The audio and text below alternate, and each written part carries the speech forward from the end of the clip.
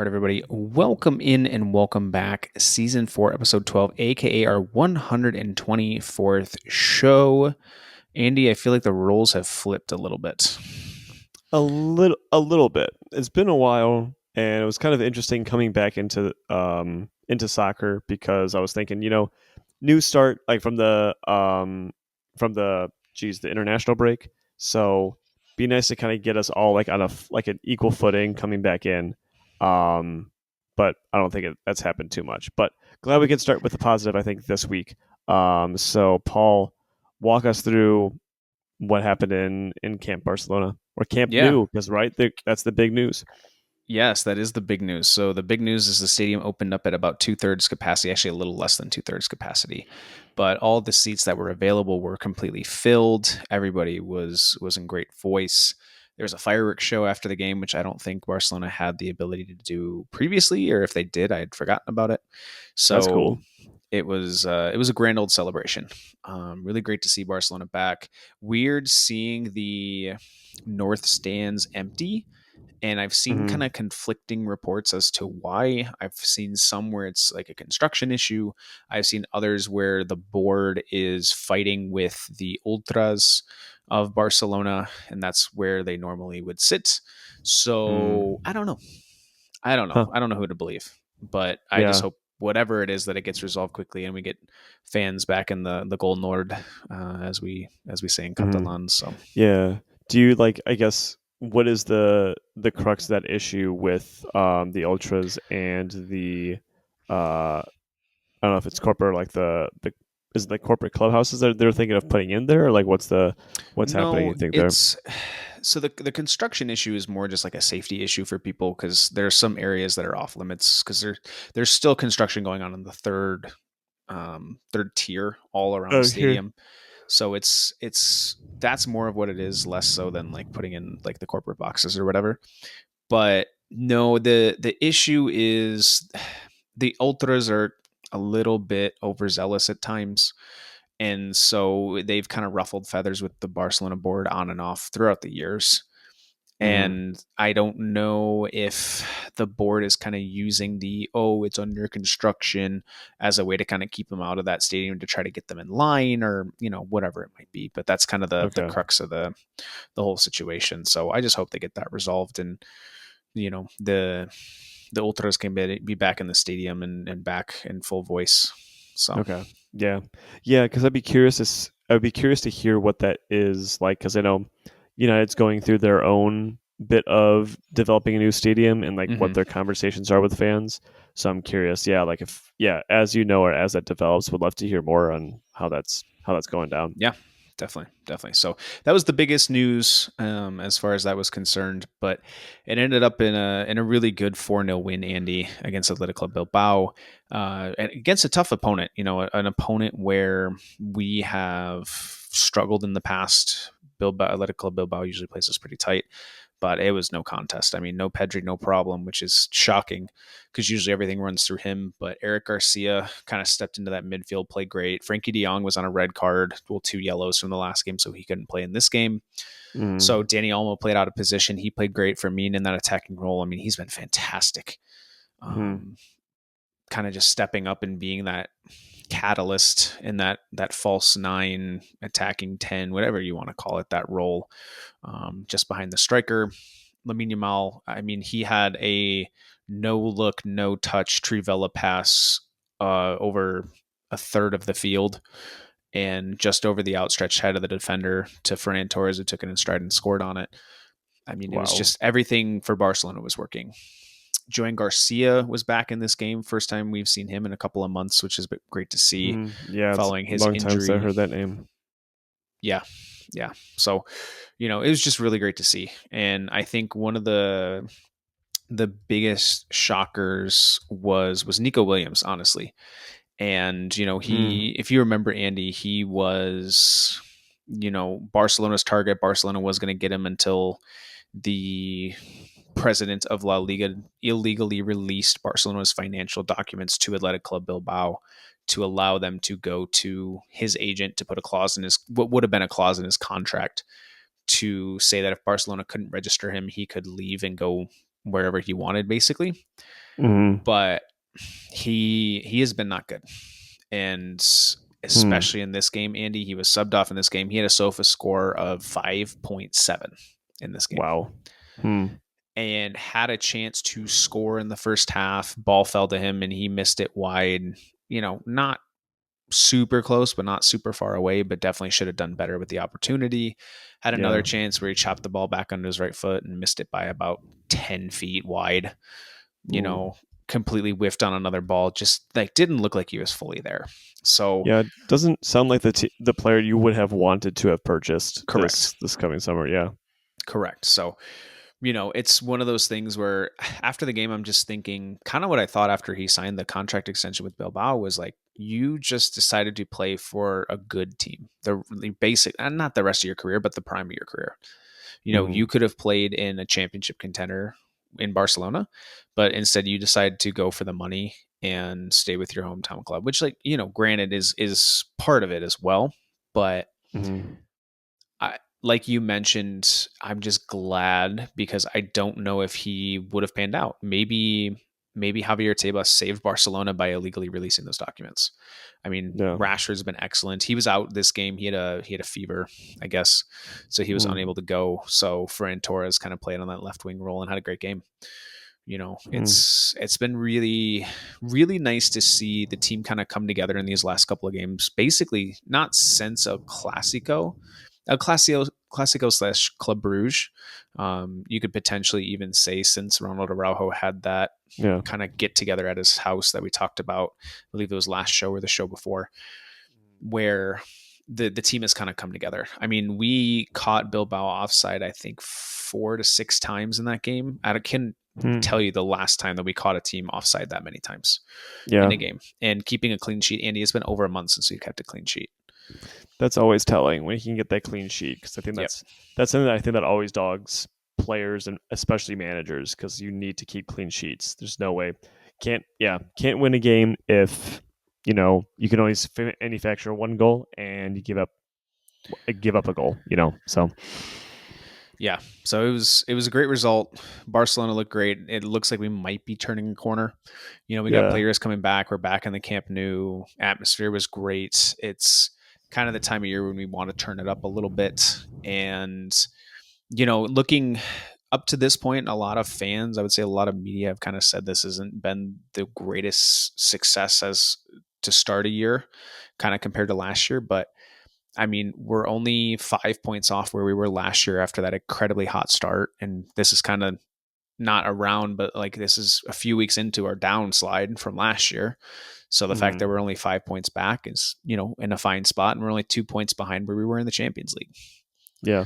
Yeah. So So it's like all things considered with the injuries that we've had, our number one goalkeeper being out again, mhm.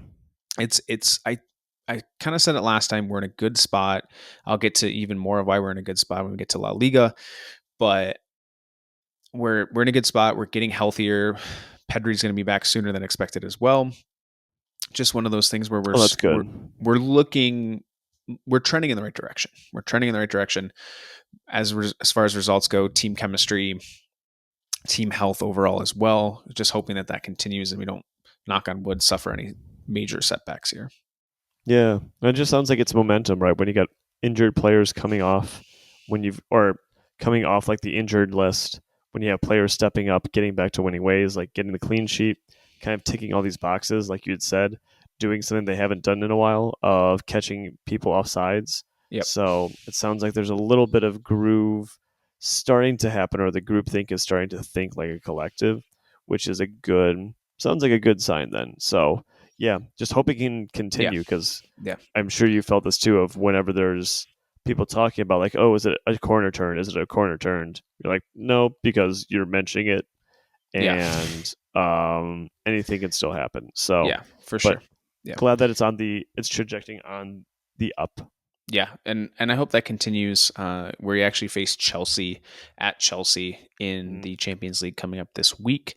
I think one of the things that we have going for us is Cole Palmer actually broke his toe at home, Yeah. and Do you know how he did that? I heard there was it just said he broke it at home. So like I don't know what he did to break it.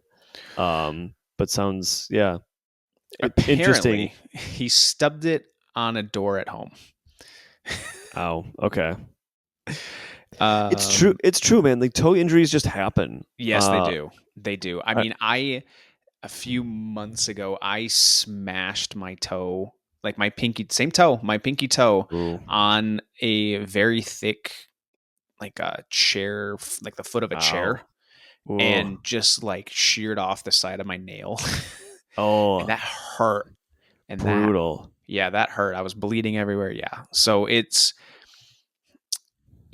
looks like it was a stub toe on like a door kind Hmm. of thing. So that's at least what I'm seeing here. Yeah, dang. So well, at least like that, I think should help the chances. Chelsea, I know, are still doing pretty well, and we'll talk about it more in the podcast later. But Yes. yeah, so I think this will be. I think this will just be a good barometer of seeing where you guys are at as a Yeah. team. For Like, sure. For are you sure. And guys worthy of? Yeah. that's what Hansi said too. He said in a press conference today, I believe, in the lead up to the Chelsea game, because I believe it's tomorrow.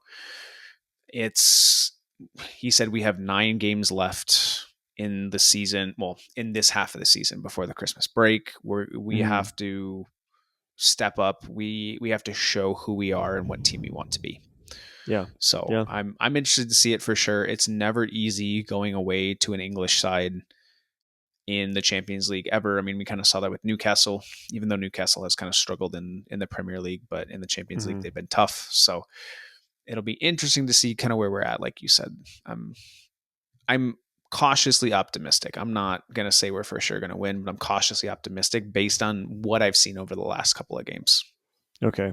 Any predicted scoreline you think you'd have? I really don't want to give one, but if you're gonna hold me down and you're gonna say you need to give me a score I prediction, can't, I'm Paul. I can't hold you down. I live like thousands of miles away, so there's nothing I can do right hypothetically now. Hypothetically, okay. hypothetically, if you're gonna fly over and hold me down and say I need a score prediction right now, I'm gonna go 3-1 Mhm. Barcelona. Oh wow. Okay. So Yeah. so you think solid victory then? Yeah. Yes, I don't Yeah. think we keep a clean sheet. I think Chelsea's too good for that, in all Hmm. honesty. But I think Joan Garcia is going to have to make some big saves and will in this game. But I think Yeah. our offense is going to be a little bit too much. I'm really interested to see though how Hansi decides to build the team, because Raphinha Yeah. is coming back to health. Is he going to start? Is he going to come off the bench? Rashford, is he feeling well enough to start? Are we going to have Ferran Torres playing on that side? I mean, I Hmm. think you have to keep Fermin Lopez in that attacking mid position. He's been by far and away our best player attacking wise, Yeah. consistently over the course of the season. Lewandowski's healthy again, so he'll probably be starting in that striker role. I'm really interested to see, and I don't Yeah. think he could necessarily pick wrongly or pick Hmm. a bad side, because if something's not working, you just bring somebody else in off the bench and see how they're able to attack the situation. So I don't know. I'm really interested to see how it goes. If you had to guess, Andy, or if I were to fly to Chicago and hold you down, what are Jeez. you given as a Yeah. scoreline?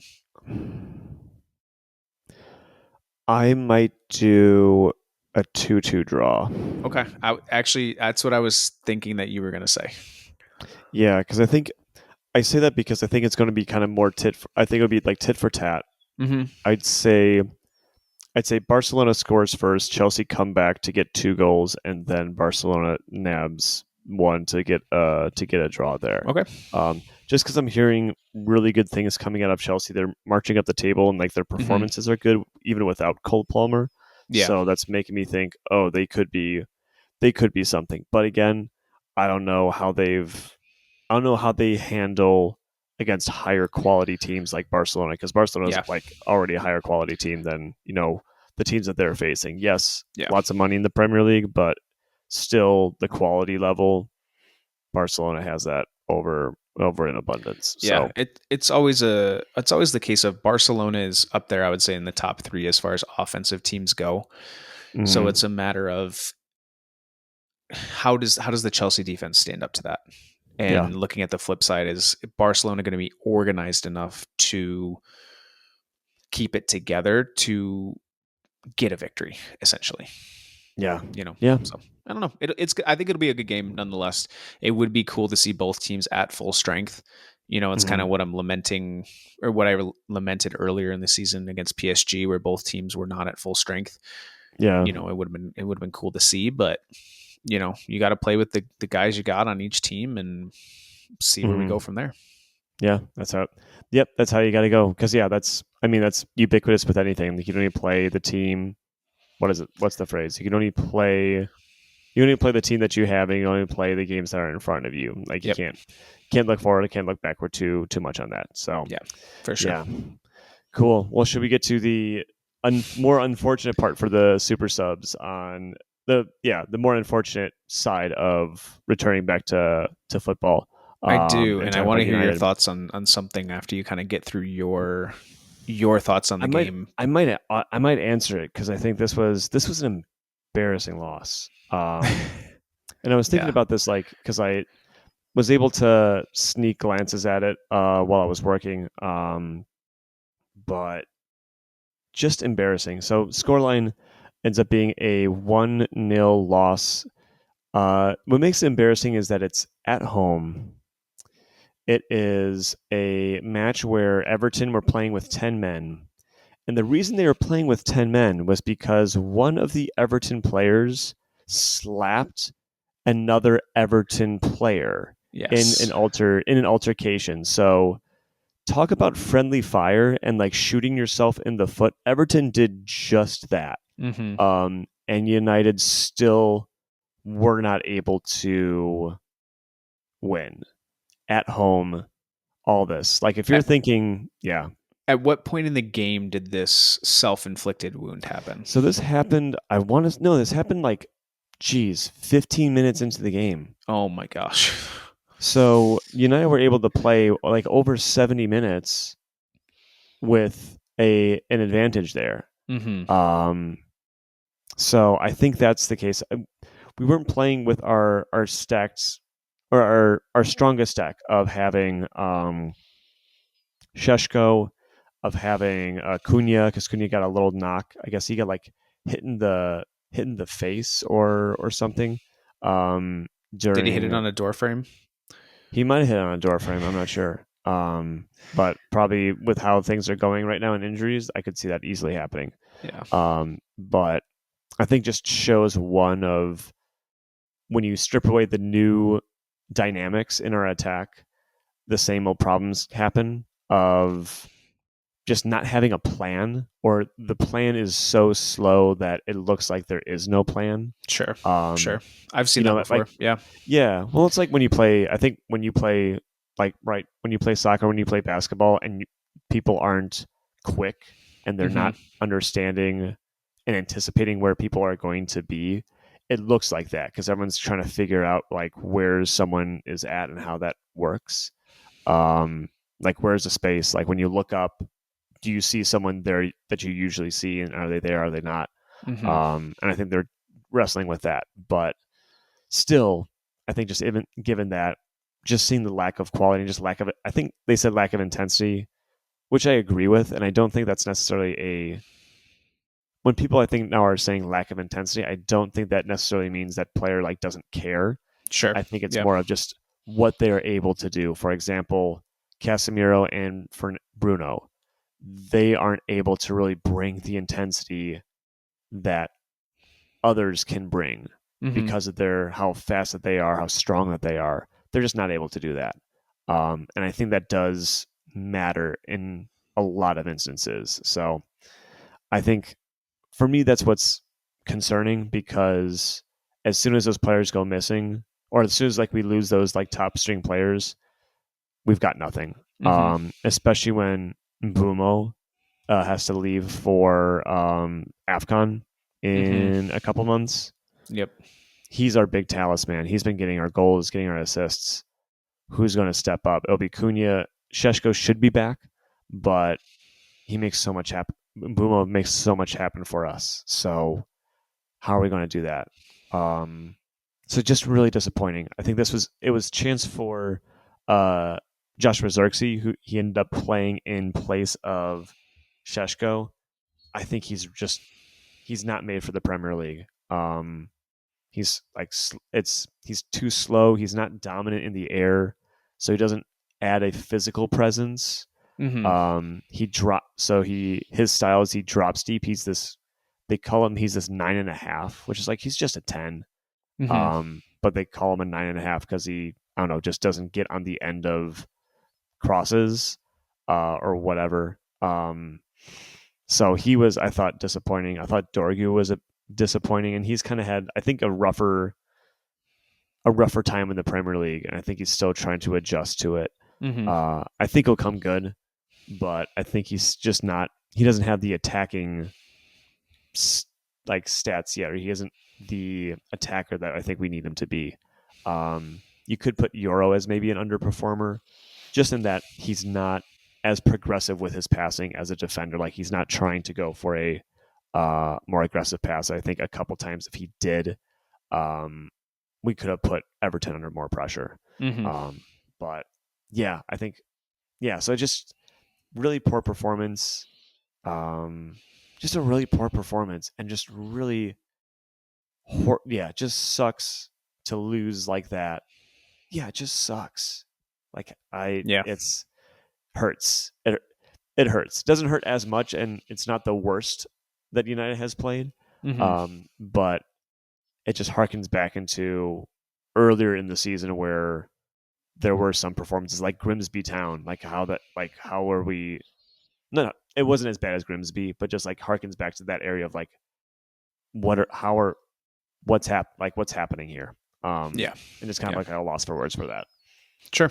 Yeah. No, So, I hear you. I think, we had kind of talked about the building of momentum and how United had started to string some results together and hadn't lost in several games. And now you get this setback against a 10-man Everton team that not literally, but almost literally shot themselves in the foot by going down a they man. slapped themselves. They slapped themselves in the face. Yeah. So, yeah, it's just, I hear what you're saying, and I hope that this is just a minor stumbling block, because based on what I've seen out of the Premier League this year, I think so many teams have the ability not only to make top four, but to make a run for that top three, top two. And with Arsenal sitting up top, we always know what happens with Arsenal. They have a good first half of the season, and they slowly peter out generally. So it's usually one of those. Usually, I'm starting to change on that. We can talk more about that when we get to the Premier League spot. For sure, in the vibe check. But like you're saying, like there's opportunities there, and this was an opportunity, and it was a golden opportunity. You would think absolutely this should be in there. Yeah. I think it's interesting what Eminem was saying in the press conference. He was saying, guys, look, I've been telling you this even when we were winning, when we were drawing, like we're still a long ways away. Yeah. And I think you can see that. So I think my last, point is, like I said this the past couple games of these two back-to-back draws, the next result's going to determine what kind of team that we're at, where that actually we're in a higher trajectory, or if it's a loss, that means like these were maybe more points lost in the draws. And I think because of the loss and how it's losing, I think we're just very much showing that we are a yo-yo club, that you can't pin much on it. We're not going to build momentum necessarily this season. It's going to be just an up and down bumpy road this season, but I think it's going to be a little bit better. It will be better than last season. Yeah. But it's just going to be bumpy. We're going to have more of these. So yeah. As it goes. So that's the vibe. Do you take any solace in the fact that you guys are, at certain positions, you're a little bit of a younger team than maybe you have been in years past, and you have to go through some of these growing pains to develop these players to kind of get that success in the years to come? I think that's a good point.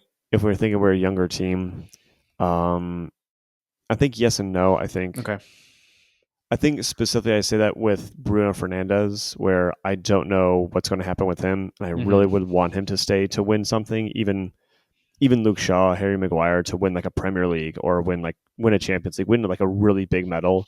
But those players, they're not going to be here. But I think for just in general, United has to get to terms with, a lot of these players that we see. We're probably not going to see Kobe Mainu and everyone loves him. And I like him too as a player, but I don't think he's going to be in this team Hmm. in a year. So, and we have to accept that so we can get a team that, is not losing to Everton, a 10-man Everton team, um, at home. So, Yeah. Yep. yeah. But yeah, there is some solace there, and I think there is progress from last year. I definitely Hmm. think so. In general, Yeah. there's an intensity, there's a better understanding, but Yeah. it's a yo-yo. We're going to be a yo-yo. So, Yep. well, that's the vibe happening. Yo-yo vibes we got going on. Heading over to the Bundesliga for the German league vibe check. Paul, take it away. You got some really good alliteration in your notes. Thank you. Thank you. Yeah. Barcelona. Gosh, I just see BA and I just want to keep talking to Barcelona. Mm-hmm. Mm-hmm. But on the flip side of that, it would be Bayern. Bayern Munich ended up frying Freiburg 6-2. They continue their hot streak in the Bundesliga. Again, it seems darn near impossible for any team to upset or unseat Yeah. them in their own league. So, but we'll see. Leipzig warded off Werder 2-0. And then you had Dortmund stumbling against Stuttgart 3-3. So that means Leverkusen actually jumps into the third spot. But kind of how those standings looks is Bayern at 31, Leipzig 25, Leverkusen 23, and Dortmund at 22. Yeah, I think it's always tougher too when I look at ties that have a lot of goals in them. Mm-hmm. I always feel like those hurt more than like a tie that's like a 0-0 or a 1-1, where it's like at least like goals are hard to come by, so you're like, Mm-hmm. okay, we'll take it. Yeah. I feel like when there's more goals being scored, you can easily say like it could have gone either way. Like Dortmund could have said, they should have won that game. So I feel that makes it hurt Yeah. just a little bit more that way. Yeah, it's understandable. I as a Barcelona fan though, we've been a part of a lot of high scoring draws, and I will say some of them I'm like, oh my gosh, I'm really glad we got this point. And other ones I'm like, Mm-hmm. what did we do? Like, how did we Yeah. not beat this team like 7-2? But Yep. Yeah.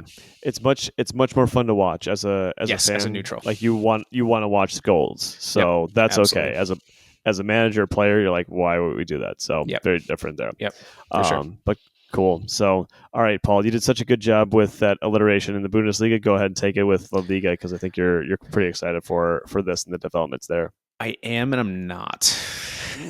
And I'll Okay. get to why. So, Real Madrid, of course, saved again by refereeing an Elche 2-2 draw. And Andy, I just don't. We've talked about it. We're gonna keep talking about it. I don't understand what VAR is here for. I just Mm-hmm. don't. When everybody who is at home can see on the first goal off of a corner / cross, Jude Bellingham whiffs on a header. The ball goes off of his arm and then goes to Hoyson. I don't really know how to say his last name, and he has an Oh, that easy guy. Yeah, tap in. yeah, It's like I understand how a referee might not be able to see that in real time, but what is VAR doing when the rules clearly state that if an offensive team gains an advantage or scores a goal from a handball, it should be disallowed? Like that is yeah. that is the rule. So how can everybody at home see that, but VAR can't? Like I don't get that. So that's number one. Number Yeah. two is when a ball gets put through in the box, Iñaki Peña, who's on loan to Elche from Barcelona, he and Vinicius Jr. both go for the ball. Both miss the ball, but Vinicius Jr. shins Iñaki Peña in the nose. Okay? Mm. Again, you can't necessarily see it fully in real time.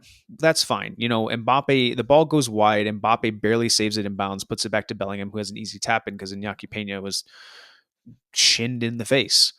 So, he Mm-hmm. goes down. There's blood pouring down his face. He has to get treatment as they're VAR checking to see if the ball goes out of bounds. Well, here's an idea, VAR. Why don't you look at a possible foul in the buildup that's Yeah. right there, clear as day for everybody to see? Like, Yeah. you know, I don't get it. And I don't think it's a coincidence that Florentino Perez complains about the refereeing and again complaining about how Barcelona is getting gifted calls and harking back to the 2017 case, the Negreira case about Barcelona paying off referees. Like, I don't think it's a coincidence that those comments were made the day before the game. I really Yeah. don't. But I just don't get it. Like if the referee goes to check on Pena and sees there's blood gushing down his face, I think you should go, hey guys, I know we're looking at the ball going out of bounds. Is there anything here that I need to look at? Mm-hmm. Like, it's not rocket science. I'm gonna get out my Italian Yeah. hands, Andy. Yeah. You The know, passion. Yeah, the passion's coming out. Yeah. yes, like that. For people who know me, when I get frustrated, it's not like if I'm a little frustrated, it's the one. It's when Yeah. it's both. It's That's when really, it's yeah. Then really it when comes I'm out. really Yeah. frustrated. So, Dang, it's like I, you're back in New Jersey with your folks. So yeah, exactly. But I just don't get it. Okay. And maybe on the Bellingham one, it might be proximity, whatever. But when somebody makes contact with the goalie in the face when both are going for the ball, it's not a foul by the goalkeeper.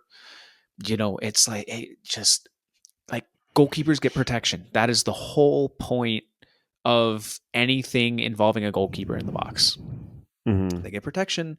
So this is why I say that the referees helped Real Madrid in this 2-2 draw. I mean, it's nice that they dropped points, but they should have been handed a loss. They really should have. Mm. And, I think you can also put a little bit of onus on Elche because they had other opportunities that they could have scored, 2 or 3 other chances outside of the goals they scored. And honestly, Real Madrid had a couple more chances. So it really could have gone either way. But as it stood, I'm just like, how do you allow this? But Yeah. it's frustrating. Yeah. It's just frustrating. Yeah. So It's just one of those where it's like, because everything from VAR is so letter of the law, when there's things that are outside of the scope, they never look at it. That's the part that always frustrates me, is like they won't go back to see other things. Like, still, like I remember like with Virgil van Dijk a couple years ago getting injured, like they didn't look at that injury that would have ended up causing, them to go down to 10 men and then have I think a penalty. But it's like right clear as day, you had a chance and you can see that, and there was something in there, but you let it go because it wasn't quote unquote by the letter of the law. Like that yeah, that that part ticks me off. So yeah, agreed. I'm with you. So, but But anyway, in La Liga, they still drop points, so that's nice. I think, Andy, if you're a Real Madrid fan right now, I would be concerned. I would be mm-hmm. very concerned. I have seen and read a lot of stuff involving Xabi Alonso holding his players to a higher accountability. I guess Real Madrid players over the last season or so have had a habit of going to Ibiza to go party after games, and Xabi Alonso has cracked down on that hard. Players seem upset about that. Vinicius Jr. is saying that he's not going to re-up his contract, which is up, I think, at the end of not this season, but in 2 seasons. And, citing that after El Clasico getting pulled off when he really wasn't doing anything. So Xabi Alonso was definitely in his right to do that. Vinicius is demanding more, like a higher salary than Cristiano Ronaldo got when he was at Real Madrid, which is just wild. Yeah, But yeah. you've got stuff like that. I mean, there were parts of the Elche game where players were jogging when they should have been getting back on defense. I mean, Andy, Elche's second goal, their striker was allowed to go 1-on-4 and score with minimal resistance from the defense. Like, it's That's stuff like bad. that. A club as high of quality or as high a caliber that Real Madrid is, that should not happen. Yeah. Yeah, So agreed. I Yeah. just I would be concerned. If you're a Real Madrid fan, you've gotten 2 straight draws in La Liga. Mm-hmm. You drop points in the Champions League to Liverpool. You're not out of either competition by any stretch of the imagination, but you're trending in the wrong direction, and it's not an injury thing right now. It's just there you can almost see the rift between players and the manager. Players to Yeah. players and player to manager on the field. And yeah, again, I would just be concerned if you're a Real Madrid fan. I really would. Yeah, I think so too. I think, and also you're kind of touching upon a thing, not directly touching upon a thing, but I think it's something that came up this week that I wanted to bring light of. There's like this show, right? It's called Stick to Football, where it's a lot of these former professionals talking about the game. So it's got Gary Neville, Jamie Carragher, Yeah. Roy Keane. Who's the? There's a women's player. I forget her name. She's really good on it. And then Ian Wright. Is it Jill Scott? Yes, it's Jill Scott. Yeah. Yes. So Jill Scott and then Ian Wright. And Ian Wright was making this point. I think they were talking after the England game, and there was accusations being leveled at. I think it was at. Um, geez, what's his name for Real Madrid?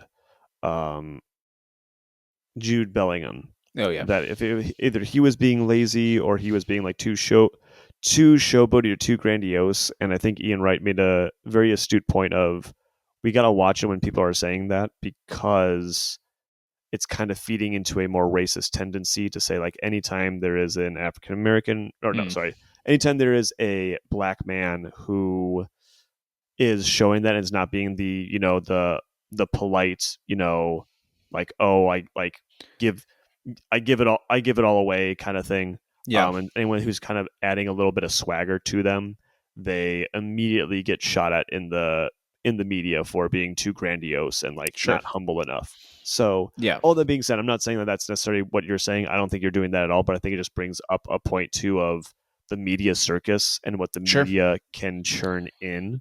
yeah, Just speaking on your points of like how Real Madrid can say things leading up to a game to influence the refereeing decisions in the game, or how that can sometimes construe even stuff like that happens with Lamine in there. So just yeah, kind of brought that up as you're talking about Real Madrid and talking about Jude Bellingham, and I was like, oh, I was reminded that want to just bring that up because I thought that was a very astute point. I think I'm happy that Ian Wright had said that, because that is that weird standard that there's in the media. So yeah, for sure, for sure. but Yeah, I think though it's it's more than just a Bellingham, Mbappe, Vinicius Jr., Camavinga, Chouameni kind of issue here. I think it's affected. I think it's like a locker room culture right now, yeah, oh for where sure. I've heard it from different people where the Real Madrid players all think that they're stars. They are all think that they're stars. They think that they deserve to win, and they're not working for their wins. And I think it's kind of starting to catch up to them a little bit. And, maybe they kind of got a little bit of a high after beating Barcelona. They didn't beat Barcelona in 4 or 5 attempts last year, you know? Mm-hmm. So maybe they're still, coming down off of that high of beating Barcelona. But I mean, that was almost a month ago at this point, Andy. Yeah. So yeah, I don't know. I'm as a neutral, I'm concerned for them. As a Barcelona fan, I'm absolutely loving it. Yeah. So D'Antonio said it best. Pride comes before the fall. yeah, Always, yeah, always. yeah. So, Yep. all right. So heading then Wait, for. I didn't finish. Sorry, that was just Oh. a really long segment on La Liga. So real quick though, just to finish up La Liga, Villarreal ended up moseying past Mallorca 2-1, and then Atletico Madrid were gifted a 1-0 win over Getafe with a late own goal in like the 80, I think it was like the 84th minute or something like that. Holy cow! Yeah. So they're holding on, but they're right there, Andy. I mean, if you look at it, there's only 4 points that separate the top 4 teams in La Liga. Real Madrid is 32 points, Barcelona right behind them, 31. Then Villarreal with 29 and Atletico Madrid with 28. I mean, holy cow! La Liga looked like a 2-horse race for a long time, and now with some drop points from both Barcelona and Real Madrid, it's becoming more hotly contested for sure. Yeah, shoot. Any loss can easily see them out of the top 2, potentially even out of top 4 potentially. Yep. So, Yep. Oof, that's getting exciting now. So, speaking of exciting, heading into Serie A, I think this is pretty big exciting just to hear from Italy having some excitement. So this weekend, I think the big match was the Derby della Madonna, which is the 2 Milanese clubs battling out, and ended up being a AC Milan victory, courtesy of a goal from Christian Pulisic. Yes. Yep. Which means, and I put this in the notes, meant that with Roma's win over Cremonese, the real winner from that derby was Roma, because now they are, get this, up at the top of the table with 27 points. This is crazy. Crazy that given that last year, I think it was, given last year, Roma brought in Claudio Ranieri because just club was in a tough spot. I think they had sacked their legend Daniele De Rossi. brought in another manager, still things weren't clicking. Mm-hmm. Brought in Claudio Ranieri to steady the ship, got them through. When steadying the ship, they honestly could have gotten relegated. It was looking kind of that bad. But just see him kind of turning it around now and having a foundation, and having a lot of success here. So Yeah. they're at the top, really happy, and hope that they can continue on and withstand the onslaught that will come from the Milanese clubs. But we have now AC Milan at second with 25 points. Napoli got back to the winning ways with their win over Atalanta 3-1. Puts them in third place, or tied for second, and then Inter with 24 points. Very excited too to share that my Serie C club Cosenza, they're on a 3-match winning streak, Paul. We Nice. mentioned last episode they had just won their match I think it was like 4-1 or 4-0.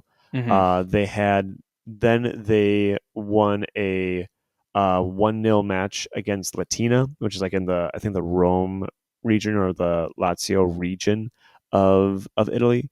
And then big game against Benevento, because they are both in the top 4 or 5 for the Gruppo. And Cosenza got a come from behind victory after going down a goal to score 2 more. Still keeps them at 4th place, but they're only 2 points away from first place. So There you go. they keep this up. Geez, they might be able to get automatic qualification into Serie A. But hey, long way to go. But Wouldn't that be Serie it's B? exciting. Yes, it would be. It'd be Serie B. Yep, Yeah. you're right. Yep. You're right. So long I was ways. like, man, they're going all the way up to Serie A. I Wow. would love that. Sorry, I was started thinking about the FIFA Football Manager. I think it was must have been 2018 where they were in Serie B. So obviously I started playing with them and they won the lot Nice. because I was managing them. But Absolutely. anyway, Yeah. Best manager in the world right there. heck yeah. Hey, for the best club in the world after United. Yeah. Anyway, heading to now the Premier League, Paul. Lots happening here, and I do have, I guess, 2 points I want to Sure. potentially. No, we'll stick to 2 because we talked already a little bit about Chelsea beforehand. So, but go ahead and talk about the Premier League and what's happened. Yeah, just real quick reviewing the results.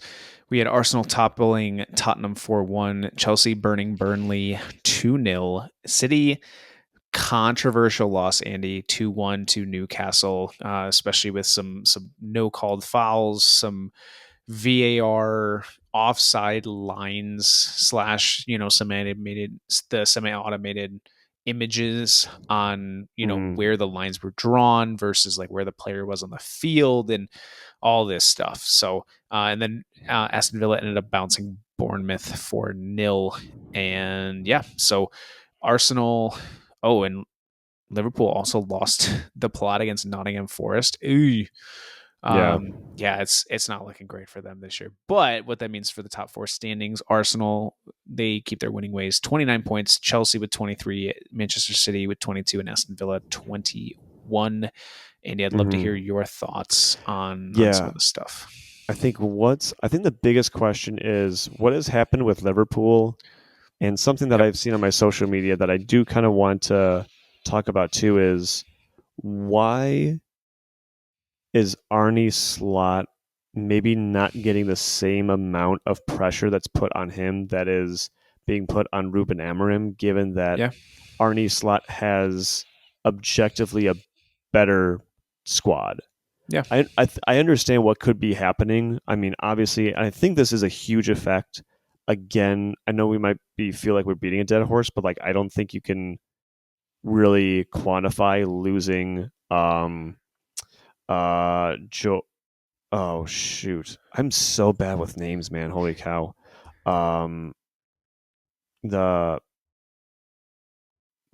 Geez. Diogo Jota. Diogo Jota, holy cow. Yep. Man. So losing Diogo Jota, what that has done to the team. Yeah. Just from a mentality standpoint. I think that's a huge thing. But still, with the reinforcement that they've got and like Alexander Isak and that whole saga, I wonder if they are getting the same amount of criticism. So my point is with this, either he should get the same or more criticism, Arne Slot, for what's happening, as Ruben Amorim has been getting with a Mm-hmm. by far worse squad Yeah. in Amorim versus what Arne Slot has. Yeah. Taking that, or stop leveling this level of criticism on managers for how these teams are performing and focus it a little bit more on the work rate and the impetus of these players and how they're performing. Yeah. I think that would just be my thing is Sure. either if you're going to be super critical, you better be super critical across the board, or just don't be critical at all. Yeah. Is my thought there. Yeah, it's a really interesting point. It's, why is Arne Slot getting this grace that Manchester United does not, when Liverpool was the best team in the league last year, won a lot, and all of a sudden, can't seem to buy a win right now. Yeah. Why? They were favorite. Yeah, they were favorites. I think that's the part I kind of want to do this week, is just learn more of like what people are saying and what they think is happening in this, because it's kind of reminding me maybe a little bit of when Ferguson left, and our team went from winning the league the year before to then getting seventh, and then David Moyes getting sacked, and all that. So is something happening there? I think the other question is this might be Arsenal's year. This might be Arsenal's year. I think, yeah. I don't know what you think. I hope it's not. I truly hope it's not. But I'm more pessimistic when it comes to Arsenal, because I've been burned by them too many times. As a neutral, like I don't really have any stakes, but as a neutral, they always seem to stumble. We're still early, and it's only a 5-point lead right now, right? So it's one of those things where, or sorry, a 6-point lead. I'm sorry. It's one of those things where one loss and all of a sudden it's a 3-point lead. Yeah. It's too early. I don't want to get burned by them again. And I just think there's, for whatever reason this year, it just seems like there's so much parity in the Premier League. I mean, if you look at the table right now, there are so many teams that are between, 15 and 16 and 20, 21 points. Like the amount of teams that are in that middle, and how one result can take you from, 15th place to, or 14th place up to, top 10. Yeah. It's just like, I just feel like there's so much parity this year. I'm not going to get burned by Arsenal again. Not to say that they're not going to win it either, but I can't be like, yeah, it's their year. They're doing it this year. So it's still just too early to call for 100%. you. So okay. 100%. Okay. That makes me happy, because at least I can look forward to ever deciding to surf the web in the summer. Is the thing there. But okay. So that was kind of my spot for that. Since the Champions League was out, we can go straight to Supersub and Superduds. So Paul, give me your Supersub and Superdud. Yeah. So starting off with my Supersub, we were gone for a week, Andy, so I got to give you two. I'm going Raphinha and Joan Garcia for making their comeback post injury for Barcelona, and Barcelona opening up the Camp Nou as well. Just great scenes all around. It was really awesome. So I would say super dud, Andy. I'm going Unai Simon, Nico Williams for, Unai Simon had a 4.8 SOFA score and Nico Williams had a 5.7. I mean, the first two goals that Unai Simon gave up, I mean, they weren't easy, but I mean, he let a ball go under his arm twice on the first two goals. And the one with Ferran Torres just barely squeaked past the line. It rolled like a good 10 feet and barely made it over the line. It was, from a goalie of his caliber, you would expect better. He did not have a good game. Nico Williams did not have a good game. It was very fun hearing the crowd whistle Nico Williams throughout the entirety of that game. It was great. I really enjoyed it. So those two, and then say again. No, it just gets back at what he did during the summer. So Yeah, for sure. So, and then I think I just have to mention the refereeing and VAR in the Elche Real Madrid game. Just I'm at a loss, man. I mean, I shouldn't be. This is what I should expect, but when somebody who is pro justice and you know rule follower, as you can probably imagine, but if we're playing by the rules, like it should be even playing field for everybody, and it just does not feel like that right now. So Yeah, yeah, yeah. It's life, death, or what is it? The only thing certain in this world is death, taxes, and Real Madrid finding a way to win the Champions League. yeah, Um, yep, Heading for me, for Super Sub, I'm just going to go letter of the law of Jack Hinshelwood for Brighton, with a goal with the go-ahead goal to get a victory over Brentford this past week. And Superdud, yeah, just United. How yeah, to lose against a team that literally shot themselves in the foot and still can't get it done at home. Um, got to be better. Just got to yep, be better. So yeah, no other way to describe it around it. So back to work for them to rectify that for this upcoming week. yeah. So yep, we'll be back next week with the international break done. Very exciting international break, I will say, but we will save that for a different time once everything is ironed out there. But we'll be back next week. And until then, I've been Andy. Paul has been Paul. And with that, I'm wishing you all a big old bye. Bye.